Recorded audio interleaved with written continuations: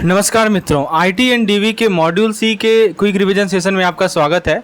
इस particular video के माध्यम से हम लोग मॉड्यूल सी के इंपॉर्टेंट कंटेंट्स को क्विकली रिवाइज करेंगे। ये मैंने डेटा वेयर हाउस को ऑलरेडी मैंने आपको पिछले मॉड्यूल बी में पढ़ा दिया था, उसको हम स्किप कर रहे हैं। आगे हम लोग स्टार्ट करते हैं नेक्स्ट कंसेप्ट से, जो कि है हमारा स्कॉर्म स्टैंडर्डाइजेशन। तो दोस्तों अगले 50 से 60 मिनट में मैं आपको मॉड्यूल सी के सभी इंपॉर्टेंट पॉइंट को एकदम क्विकली रिवाइज करवा दूंगा। बेसिकली ये हमारा रिविजन सेशन है। चलिए स्कॉर्म स्टैंडर्डाइजेशन की बात करें तो इससे क्या होता है कि स्टूडेंट का रिटेंशन बढ़ता है, कॉम्प्रिहेंशन बढ़ता है, कॉस्ट और टाइम कम होता है, राइट। और दूसरी बात है कि ई लर्निंग कंटेंट इंप्रूव करता है जॉब परफॉर्मेंस को। स्कॉर्म कन्फर्मेंस टेस्ट सूट अवेलेबल होता है टेस्टिंग प्रोडक्ट के लिए और कंटेंट के लिए। बात करें डिज़ाइन की तो सबसे पहला होता है लर्निंग ऑब्जेक्ट। तो reusable computer based instruction component होता है जो कि इंटरनेट पे डिलीवरेबल होता है और बहुत सारे लोगों के द्वारा साइमल्टेनियसली एक्सेसिबल भी होता है। If you talk about the instructional design तो लर्नर कंस्ट्रक्ट करते हैं नए आइडियाज़ को based on existing knowledge. Instruction को स्ट्रक्चर किया जाता है इजी कॉम्प्रिहेंशन के लिए। लर्नर का एक्सपीरियंस कंसीडर किया जाएगा, कंटेक्स्ट कंसीडर किया जाएगा और लर्निंग प्रिंसिपल और इंस्ट्रक्शन थ्योरी को ट्रांसलेट किया जाएगा मटेरियल्स और एक्टिविटीज़ में। एक मॉडल है जिसको हम लोग बोलते हैं एडी मॉडल। इसके अंदर 5 फेज होते हैं। फुल फॉर्म भी इसी से आया है, एनालाइज, डिज़ाइन, डेवलप, इम्प्लीमेंट और evaluate. Analyse, design, develop, implement और इवेल्युएट। तो बेसिकली क्या होता है, ये ongoing activities throughout the training programme. इसमें जैसे कि work like a loop for continuous improvement. तो इस phases work like a loop for continuous improvement. It ensures quality instruction and desire outcome. यदि हम बात करें Bloom taxonomy of educational objective की तो ब्लड टैक्सोनॉमी का 3 डोमेन होता है, कॉग्निटिव डोमेन, अफेक्टिव डोमेन और साइकोमोटर होता है। बेसिकली डोमेन को हम लोग लेवल ऑफ लर्निंग में सब डिवाइड करते हैं। एक होता है नॉलेज, स्किल और एटीट्यूड, जिसको हम लोग KSA बोलते हैं। KSA क्या होता है, K से नॉलेज, S से स्किल, A से एटीट्यूड। तो widely use and easily understood in instructional design. VC क्या होता है, हमारा वर्चुअल क्लासरूम होता है। तो वर्चुअल क्लासरूम क्या करता है कि मीडिया और टेक्नोलॉजी को कंबाइन करेगा फ्लेक्सिबल इंटरेक्टिव लर्निंग के लिए। ये एक्टिव और ग्रुप लर्निंग को प्रमोट करेगा। Time to earn a degree कम करेगा। सिंक्रोनस लर्निंग टूल होगा। Real time clear classroom functionalities होगा। इसका फीचर है recorded playback, web touring, application sharing. Time और प्लेस के टर्म में फ्लेक्सिबल होता है। ट्रैवल, फैसिलिटीज, टेलीकम्युनिकेशन कॉस्ट सबका सब कम करता है वर्चुअल क्लासरूम।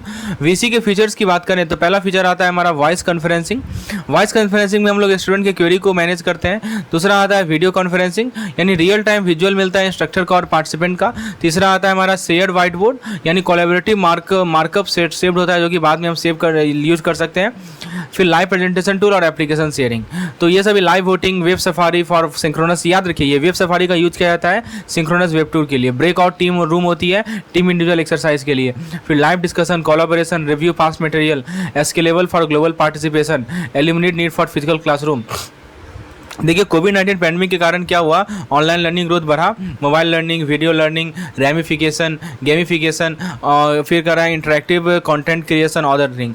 RFP क्या होता है कि RFP रिक्वायरमेंट को डिफाइन करेगा बिफोर स्टार्टिंग।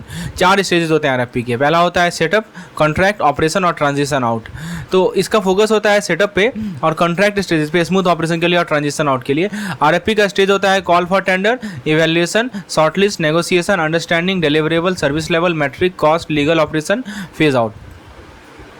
एक होता है हमारा RFI अननोन एग्जैक्ट रिक्वायरमेंट होता है, ऑप्शन होता है। एक होता है RFB नोन प्रिसीजन रिक्वायरमेंट होता है, स्पेसिफिकेशन होता है। RFB क्या होता है, रिक्वेस्ट फॉर प्रपोजल। RFP बोलते हैं, we call it RFP, request for proposal. Basically ये हाइब्रिड डॉक्यूमेंट होता है लार्ज कॉम्प्लेक्स प्रोजेक्ट के लिए जिसमें मल्टीपल सॉल्यूशन है। RFP प्रोसेस की बात करें तो ये स्टार्ट किससे करता है, SOW से स्टार्ट होता है। SOW क्या होता है, स्कोप ऑफ वर्क। तो परचेजिंग ऑफिस होता है जो कि कंप्लीट RFP डेवलप करेगा। RFP के अंदर standards, specific contract, clauses, instruction, technical exhibit सबके सब आते हैं। फिर दोस्तों बताया जा रहा है कि स्टेट स्पेसिफिक डेडलाइन होता है प्रपोजल रिसीट के लिए। कोई RFP, no formal RFP for single course और low bid limit purchase. RFP का सीजन की बात करें तो हमारा specialised research, custom computer equipment, software, custodial, marketing, food security services, ये सभी RFP के आते हैं। RFP होता है हमारा रिक्वेस्ट फॉर प्रपोजल, राइट। तो इसके अंदर hybrid document for large complex project with multiple solution. यदि मान लीजिए प्रोडक्ट या सर्विस जो है बिड लिमिट से ज़्यादा है तो वहाँ में RFP की जरूरत नहीं पड़ती। RFP का प्रोसेस होता है SOW से स्टार्ट होगा। आई थिंक ये रिपीट हो गया है, ठीक है। SOW से स्टार्ट होगा, परचेज करें office, purchasing office develop RFP including contract clause, instruction, technical exhibit. एक होता है हमारा प्री प्रपोजल कॉन्फ्रेंस, ये रिकमेंडेड होगा लेकिन हमेशा रिक्वायर्ड नहीं होता है। वेंडर अटेंड करें यदि कंडक्ट किया जाए तो, और ये परचेजिंग ऑफिसर के द्वारा करवाया जाता है। जिस पे डिपार्टमेंट जो होते हैं वो टेक्निकल क्वेश्चन आंसर करते हैं, डॉक्यूमेंट मटेरियल चेंज होता है रिटन एडेंडम में, क्लियर होगा, complete SOW schedule of work crucial होता है।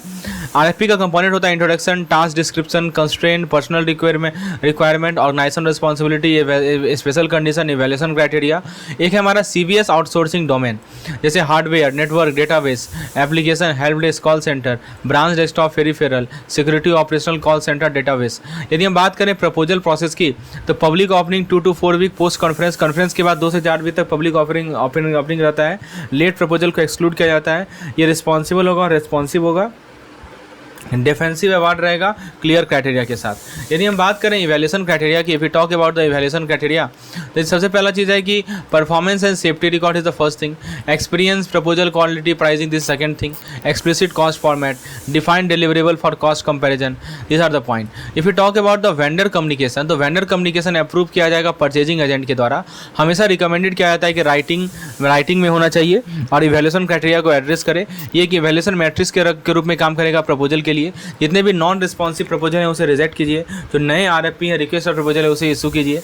If you talk about the contract coordination, तो देखिए नेगोशिएशन अलाउ होता है यदि कॉम्पिटिशन अनअवेलेबल है और RFP में स्टेट किया गया है।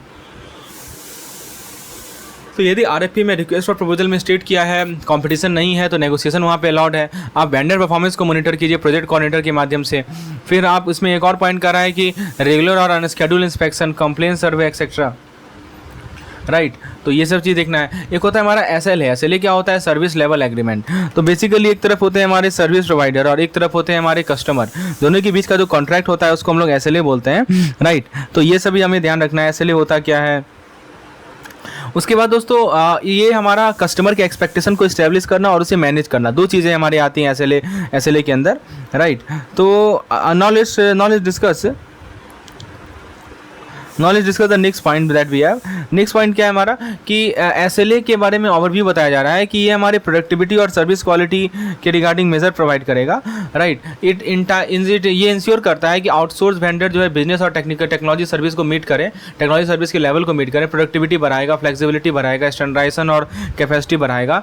और दोस्तों इसके दो कैटेगरीज होते हैं, एक होता है एक्सटर्नल SLA, एक होता है इंटरनल। एक्सटर्नल होता है ऑर्गेनाइजेशन के बीच का कॉन्ट्रैक्ट, इंटरनल होता है within the same organisation. Function की बात करें तो एक्सपेक्टेशन को वैलिडेट करना, पैरामीटर सेट करना प्रोजेक्ट सक्सेस के लिए, एक्सपेक्टेशन क्रीप के अगेंस्ट गार्ड प्रोवाइड करना, क्लियर टारगेट प्रोवाइड करना सर्विस लेवल के लिए, कस्टमर के एक्शन को गाइड करना सर्विस परफॉर्मेंस में। एक होता है हमारा SLA, मैंने आपको बता दिया एक्सटर्नल लीगली बाइंडिंग होता है ऑर्गेनाइजेशन के बीच में, internal within same organisation होता है।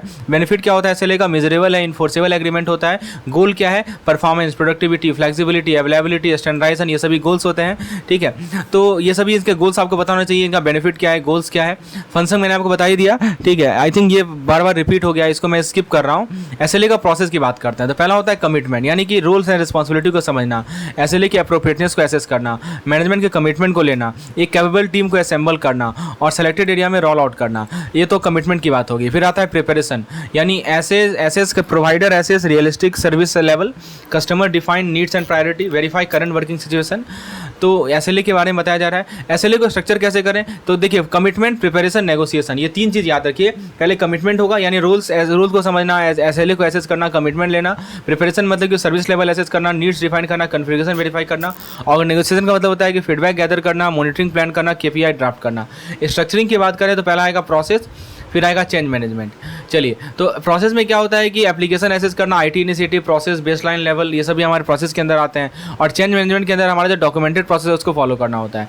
यदि हम इलेक्ट्रॉनिक क्लियरिंग सिस्टम की बात करें तो देखिए चेक को यूज़ किया जाता है ट्रांजेक्शन के लिए, इंटर बैंक चेक को क्लियर किया जाता है क्लियरिंग हाउस के माध्यम से। मैनुअल चेक जो है, मैनुअल क्लियरिंग स्मॉल सिटीज़ और ऑटोमेटेड इन मेट्रोज में होता है। फिर MICR OCR टेक्नोलॉजी ऑटोमेट करता है क्लियरिंग को।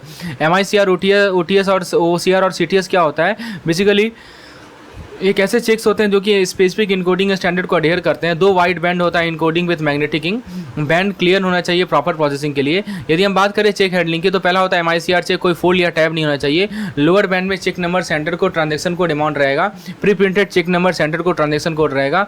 इनकोड कीजिए केवल अमाउंट को। MICR प्रोसेसिंग इनकोडर दो तरह से होता है, दो तरह का प्रोसेसिंग होता है, एक इनकोडर के माध्यम से और एक हमारा रीडर सॉर्टर होता है और credit in 3 days।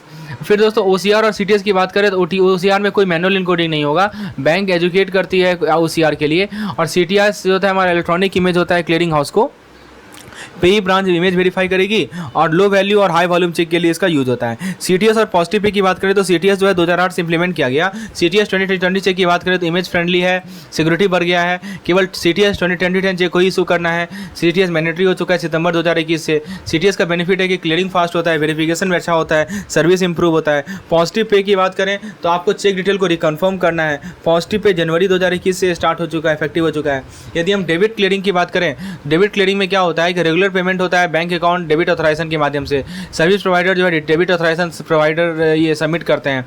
Debit list to other bank then branches, debit bill to the customer cost saving, ये sorry direct bill to the customer cost saving, ये सब इसके फायदा होते हैं डेबिट क्लियरिंग का। ठीक है, तो debit list to other bank then branches.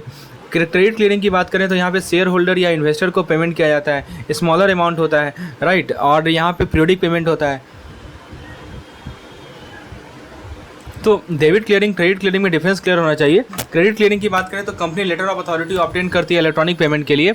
इसमें customer city bank branch to the banker with amount, list to other banker, credit to share holder account. Company को बेनिफिट है कि no warrant no reconciliation, customer को benefit है कि no warrant for small amount simple reconciliation.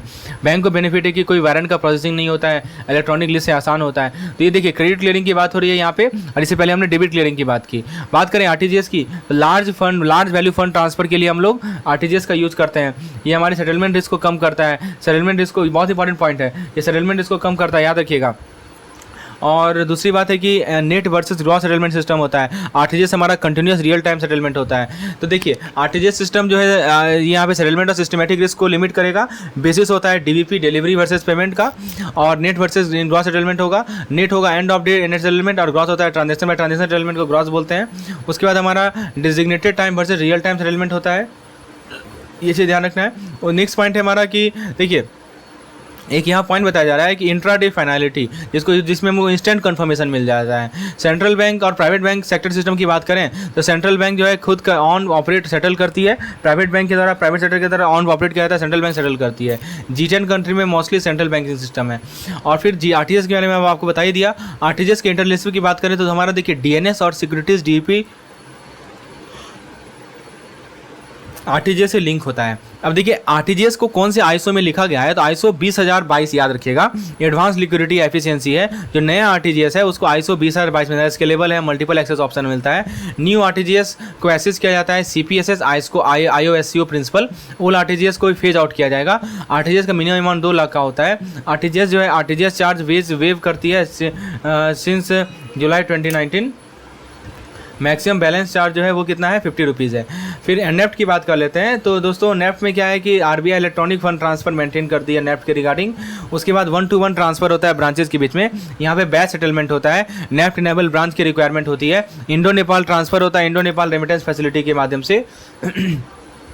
उसके बाद और क्या बताया जा रहा है, उसके बाद बताया जा रहा है कि no transfer limit amount, transfer limit का ऐसा कोई अमाउंट नहीं होता है। और फिर उसके बाद नेक्स्ट पॉइंट क्या है हमारा, next point is 24/7/365 availability, application form या online ATM application. NEFT process की बात करें तो service centre forward to NEFT clearing centre short transaction prepare debit credit entry, remittance message to the destination bank भाया pooling centre.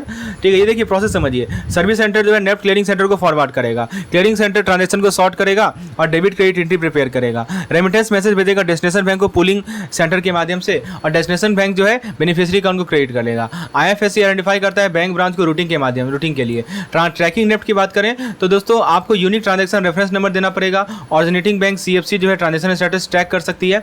NEFT का advantage क्या है, कोई फिजिकल चेक की रिक्वायरमेंट नहीं है, कोई बैंक विजिट रिक्वायरमेंट नहीं है, कोई रिस्क नहीं होता लॉस थेफ्ट का, कॉस्ट इफेक्टिव है। एनपीसीआई हमारा अम्ब्रेला ऑर्गेनाइजेशन होता है रिटेल पेमेंट सिस्टम के लिए। ये नॉन प्रॉफिट होता है, बैंक के द्वारा ऑन किया गया है, आरबीआई प्रमोटेड होता है।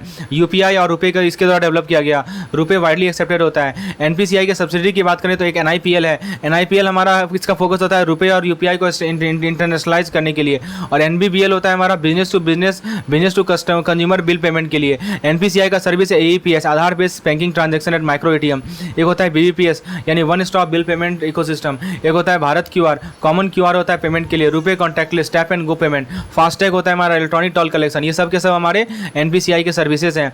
ठीक है, तो एक तो मैंने आपको रुपए कॉन्टैक्टलेस बता दिया, tap and go card, FASTag बता दिया, एनएफएस होता है हमारा नेटवर्क ऑफ शेयर एटीएम का, यूपीआई होता है real time payment system, BPA based होता है ये, आईएमपीएस होता है instant 24/7 inter bank fund transfer, mobile number, MMID, account number, IFSC, Aadhaar for transaction, इन सभी की रिक्वायरमेंट होती है। एमएमआईडी आपको पता होना चाहिए कि 7 डिजिट नंबर होता है जो कि हमारे मोबाइल से लिंक होता है फंड ट्रांसफर के लिए। यूपीआई की बात करें तो यूपीआई एनपीसीआई का प्लेटफॉर्म होता है बैंक टू बैंक पेमेंट के लिए। ऐप है भीम, फोन पे, गूगल पे, पेटीएम, अमेजॉन पे। फीचर क्या होता है कि आप पैसा भेज सकते हैं, रिक्वेस्ट कर सकते हैं, स्कैन कर सकते हैं, पे कर सकते हैं। आईएमपीएस के बारे में मैंने आपको ऑलरेडी बता दिया, इसके बारे में रिपीट नहीं करूंगा पॉइंट। भारत क्यूआर एक common platform, common payment platform है, ये मेजर पेमेंट गेटवे है, ये सारे मेजर पेमेंट गेटवे को एक्सेप्ट करता है, बैंक कार्ड को एक्सेप्ट करता है। क्यूआर कोड होता है पेमेंट के लिए, डायनेमिक पेमेंट है, न्यू क्यूआर कोड पर ट्रांजैक्शन स्कैन करें, ऑथराइज करें, वीज़ा, मास्टर कार्ड, रुपये सबको एक्सेप्ट करेगा। कोई भी बैंक हो, कोई पेमेंट गेटवे होगी, भारत क्यूआर कोड एलिजिबल है। तो इसमें देखिए भारत क्यूआर से पहले क्लोज क्यूआर सिस्टम होता था। तो एसएफएमएस क्या होता है, कोई पीओएस की रिक्वायरमेंट नहीं है, पॉइंट ऑफ सेल की रिक्वायरमेंट नहीं है, सिक्योर होता है, फास्ट होता है और चीप होता है Bharat QR. EDI system for bank, ठीक है, स्टैंडर्ड मैसेजिंग फॉर्मेट, ठीक है, X.509 digital signature for access control, password for creator, digital signature for other, PKC required for user and server, any message type can be relayed, message authentication और storage for verification, various information interchange between bank office, ये ऐसे भी एसएफएमएस के features हैं।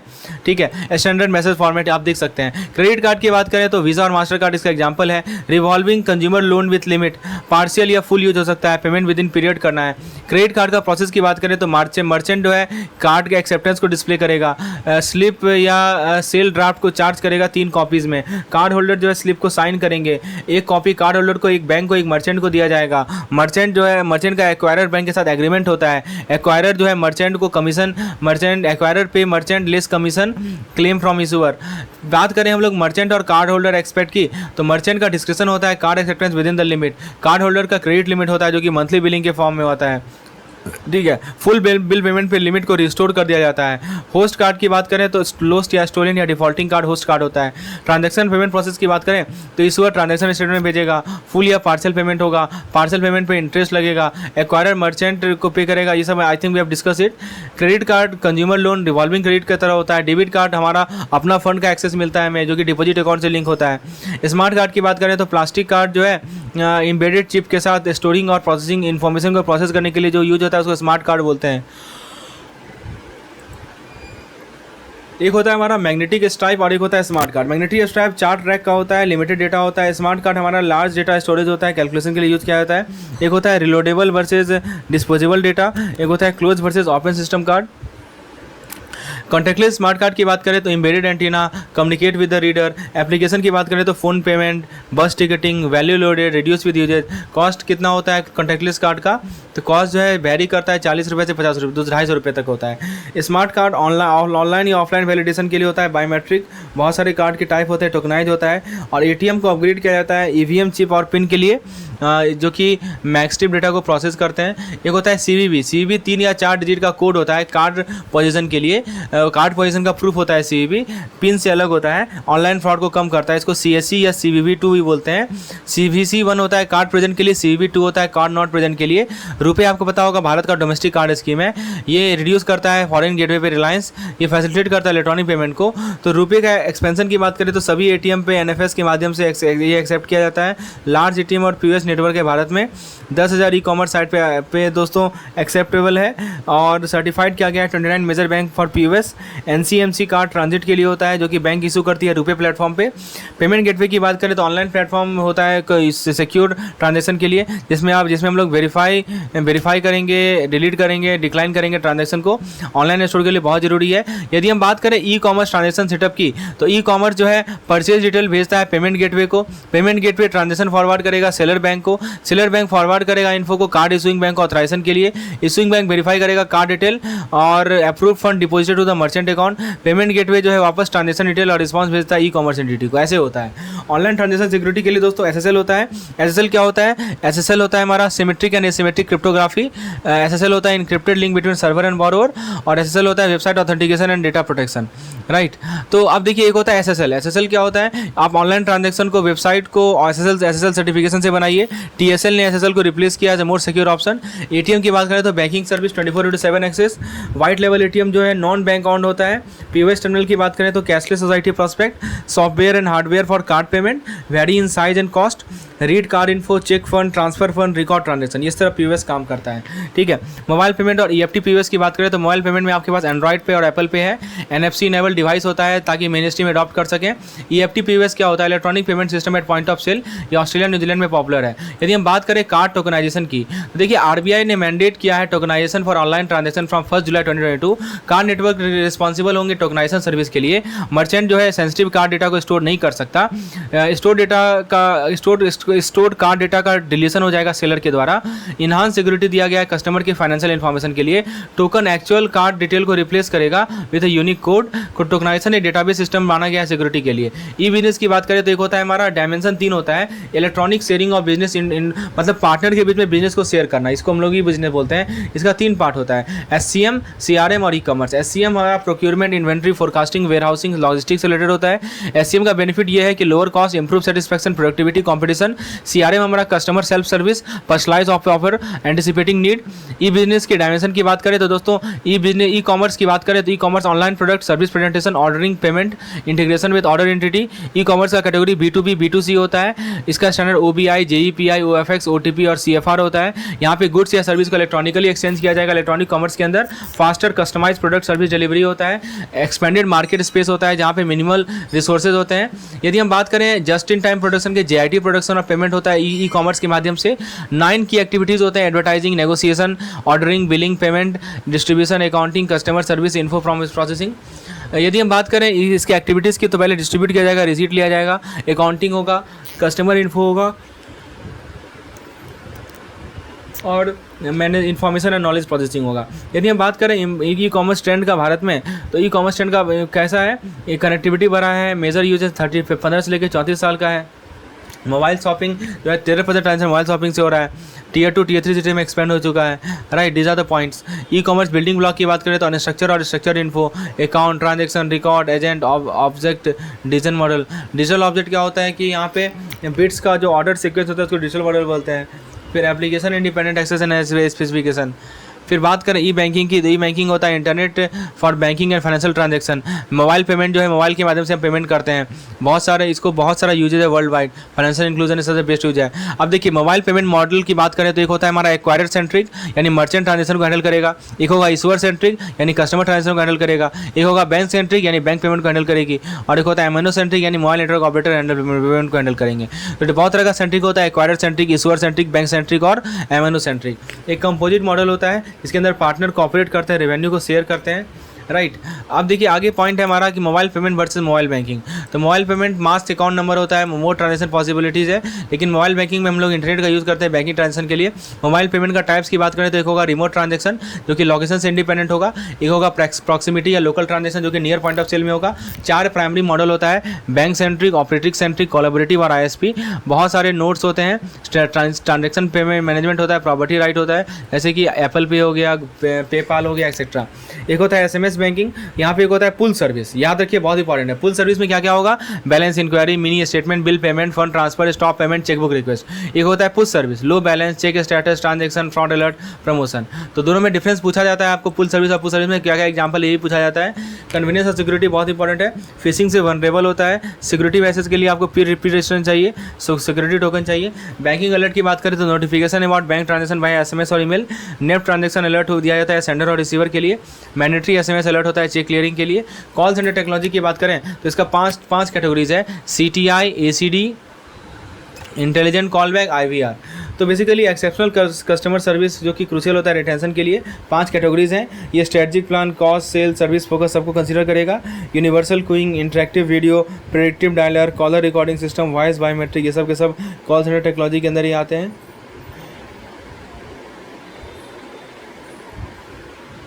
देखिए CTI क्या होता है, CTI होता है हमारा computer and telephone system interaction. ये कॉलर इन्फो डिस्प्ले करेगा, ANI DNI सर्विस ये सब पॉप डिस्प्ले करेगा। IVR क्या होता है, ऑटोमेटेड फोन सिस्टम होता है, एक्सेस इन्फो विदाउट एजेंट, बिना एजेंट का इन्फॉर्मेशन एक्सेस कर सकता है। टच टोन स्पीड रिकॉग्निशन होता है हमारे IVR में। यूनिवर्सल क्यूइंग की बात करें तो सिंगल वेटिंग लाइन होता है सभी कस्टमर के लिए। इसका कैरेक्टरिस्टिक है कि ये कंसिस्टेंसी होगा, एफिशिएंसी होगा। IV मतलब कि play video when collar on hold. CCR मैंने आपको बताया प्रेडिक्टिव डायलर होता है, जिसको हम लोग ऑटोमेटिक डायलिंग बोलते हैं। ये बेसिक सिग्नल डिटेक्ट करेगा, वॉइस में डिटेक्ट करेगा, कोई आंसर नहीं होगा, प्रोएक्टिव डिस्क के लिए बहुत इंपॉर्टेंट है। CRM की बात करें तो एजेंट एक्सेस करेगा कस्टमर इन्फो को, problem solving, interactive documentation, relationship building. IVR होता है हमारा automated self service for caller. Universal queuing यानी मैनेजर ये कस्टमर वेटिंग टाइम को मैनेज करता है अलग अलग चैनल पे। प्रेडिक्टिव डायलर आउटबाउंड कॉल को ऑटोमेट करेगा। कॉल रिकॉर्डर सिस्टम इंटरेक्शन को कैप्चर करेगा क्वालिटी कंट्रोल के लिए। CRM call centre servicing application agent tool provide करेगा कस्टमर इंटरेक्शन मैनेजमेंट के लिए। CMS होता है हमारा कंप्लेंट मैनेजमेंट सिस्टम, यानी कि आउटबाउंड कॉल कंप्लेंट को मैनेज करना। एडमिनिस्ट्रेटिव कंसोल होता है हमारा, हम कॉल सेंटर के इंफ्रास्ट्रक्चर को मैनेज कर रहे हैं। WFM होता है हमारा वर्कफोर्स मैनेजमेंट सॉफ्टवेयर, यानी स्टाफिंग लेवल को हम लोग ऑप्टिमाइज करेंगे। QM होता है quality management, we will evaluate agent performance and adherence. तो बेंचमार्क क्या होता है, जैसे कि आप क्या करते हैं कि कॉल सेंटर परफॉर्मेंस को इस्टेब्लिश करते हैं और ट्रैक करते हैं। कौन कौन सा बेंचमार्क होता है, अबेंडमेंट रेट, कॉल पर agent, average speed of answer, average call time, blocked call, ठीक है। क्रॉस सेलिंग होता है प्रॉफिट सेंट्रिक पोटेंशियल के लिए। यदि इमर्जिंग कॉल सेंटर की बात करें तो एक होता है ट्रेडिशनल टेक, एक होगा इमर्जिंग टेक। ट्रेडिशनल टेक में हमारा IVR एनालिटिक आएगा, इमर्जिंग टेक में हमारा आर्टिफिशियल इंटेलिजेंस चैटबॉट आएगा, ठीक है। कॉल सेंटर की इवोल्यूशन की बात करें तो टेक रिलायंस होता है इफेक्टिव कस्टमर सर्विस के लिए, और ट्रेडिशनल टेक और एडवांस सॉल्यूशन होता है डाइवर्स नीड के लिए। EVPP होता है बिजनेस एडवांटेज के लिए। देखिए ई बिलिंग मॉडल में एक होता है ऑनलाइन बिलिंग। ऑनलाइन बिलिंग हमारा efficient electronic flow of bill होता है। बिल डायरेक्ट होता है, बिलर डायरेक्ट होता है हमारा, कंपनी मैनेज करेगा सारा बिलिंग प्रोसेस को। एक होगा हमारा कंसोलिडेटर मॉडल। तो ये सभी हमारे ई बिलिंग के मॉडल माने जाते हैं। तो कंसोलिडेटर मॉडल में क्या होता है कि ऑनलाइन फर्म जो है मैनेज करेगा कंपनी के लिए बिलिंग। एक होगा हाइब्रिड मॉडल। हाइब्रिड मॉडल में कंपनी जो है समरी डेटा भेजेगा जो कि बिल डिटेल को रिटेन करते हुए। तो हमने आपको बताया EVPP का एडवांटेज क्या है, कॉस्ट कम होता है, कस्टमर केयर बढ़ता है, नया रेवेन्यू का चैनल्स आता है, ठीक है। बिल डायरेक्ट मॉडल की बात करें तो यहाँ पे कंसोलिडेटर के साथ हमारा right. So if you talk about the bill direct model, तो बिल डायरेक्ट मॉडल में क्या होता है दोस्तों, कंसोलिडेटर के साथ कॉम्बिनेशन होता है, एडवांटेज ऑफर करता है, बिल डिटेल को हम रिटेन करते हैं कस्टमर इंटरेक्शन के लिए, एक्सपीरियंस कंट्रोल के लिए, एडवर्टाइजिंग टारगेट होगा, क्रॉस सेलिंग होगा, अप सेलिंग अपॉर्चुनिटीज आता है। यदि हम बात करें बिलिंग में क्या क्या चैलेंजेस आते हैं, तो bill preparation, bill printing, bill assembly, bill postage, bill payment processing में बहुत ज़्यादा कॉस्ट होता है। EVPP का बेनिफिट क्या है, cost saving, reduce float time, personalisation, reduce customer service cost. BPS क्या होता है, bill payment system in India है, Bharat bill payment system. NPCI driven है और बिजनेस स्टैंडर्ड को सेट करता है। ये सब इसके एडवांटेज हैं। If you talk about the next model, तो हम लोग EVPP की बात कर रहे हैं। तो EVPP का एडवांटेज क्या है, कॉस्ट सेविंग, फ्लोट टाइम कम होगा, पर्सनलाइज होगा, customer reduce customer service cost. BPS हमने बात की, integrated payment bill payment system Bharat में है। E-कॉमर्स और advance platform, leading fintech sector post है कोविड। ये कोविड के बाद जो है लीडिंग फिनटेक सेक्टर में माना जाता है E-कॉमर्स। BNPL हमारा फ्लेक्सिबल पेमेंट ऑप्शन होता है। कॉन्टैक्टलेस पेमेंट पैंडेमिक ड्रिवन है। Diverse mobile wallet. Payment trend की बात करें, देखिए मोबाइल वॉलेट पॉपुलैरिटी बढ़ा है क्योंकि कॉन्टैक्टलेस पेमेंट आया है। रियल टाइम पेमेंट को RTP बोला जाता है। इंस्टेंट ओपन लूप 24/7 पेमेंट होता है इसके माध्यम से। एम्बेडेड पेमेंट में क्या होता है, ये डिजिटल पेमेंट जहाँ पे पेमेंट ऑप्शन पेमेंट ऐप के साथ। IT एक्ट 2000 में लाया गया।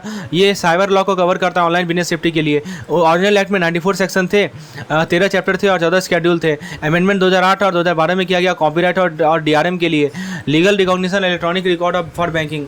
डिजिटल सिग्नेचर की बात करें तो legal recognition for authentication info. Central government का रूल होता है fixing, identifying signer, security, confidentiality. Bank जो है payment, loan proposal, internal notes को यूज करेगी। Electronic form, application, document submission, electronic fees and charges, e-banking facilities. ये देखिए certifying authority और CA बोला जाता है। CA सर्टिफिकेट इशू करता है एलिजिबल एप्लीकेंट को। एप्लीकेंट जो है प्राइवेट की को होल्ड करेगा और डिजिटल सिग्नेचर क्रिएट करेगा। बैंक भी सर्टिफाइंग अथॉरिटी हो सकती है। सिस्टम ऑडिटर जो है इंश्योर करेगा IT एक्ट के प्रोविजन से कॉम्प्लाइंस है या नहीं है। कंप्यूटर क्राइम की बात करें तो unauthorise access, download, introduction of computer contamination, फिर विदाउट परमिशन ऑफ ऑनर और person in charge, including securing authorise asset. तो these are the computer crime. और ये सब इससे आप फेमिलियर हैं, कंप्यूटर कॉन्टामिनेंट, कंप्यूटर क्राइम के बारे में हमने बात की। फिर बात करें डेटा प्रोटेक्शन की बात कर लेते हैं। तो बैंक इंश्योर करे कि कस्टमर की इन्फॉर्मेशन को सिक्योर रखा जाए, कस्टमर की इन्फॉर्मेशन को डिस्क्लोज ना करें अनऑथराइज पर्सन को, कोर्ट जो है डिजिटल सिग्नेचर वेरीफाई कर सकती है। फिर कहा जाता है कि bank book of evidence act में कुछ इलेक्ट्रॉनिक रिकॉर्ड को भी रिकॉर्ड करना पड़ता है आपको एज पर रिकॉर्ड। अब देखिए कुछ यहाँ सेक्शन लिखे गए हैं, बहुत इंपॉर्टेंट सेक्शन है, इसको एक बार देख लीजिए। सेक्शन नंबर 65 जो डील करता है theft of source object code से डील करता है। 67 डील करता है पोर्नोग्राफिक ऑप्शन से। 500 डील करता है डेफेमेटरी ईमेल से। 66 बहुत इंपॉर्टेंट, इससे सवाल बड़ा पूछा जाता है, वो होता है अनऑथराइज डेटा अल्टरेशन। एक होता है 43 जो कि डील करता है अनऑथराइज एक्सेस। एक होता है हमारा सेक्शन नंबर 43 फिर से डील करता है वो introduction of computer virus. DDoS हमारा सेक्शन 43 के अंदर आता है। तो ये सभी इंपॉर्टेंट, खासकर मैं 2 सेक्शन का नाम बताऊंगा, एक 66 और एक 43। 66 क्या है हमारा, ये हमारा अनऑथराइज डेटा अल्टरेशन। तो जब भी आपका डेटा अल्टरेशन की बात आएगी ना, अल्टरेशन की बात आएगी तो हमारा 66 आएगा। और 43 आता है हमारा DDoS, डिनायल ऑफ सर्विस।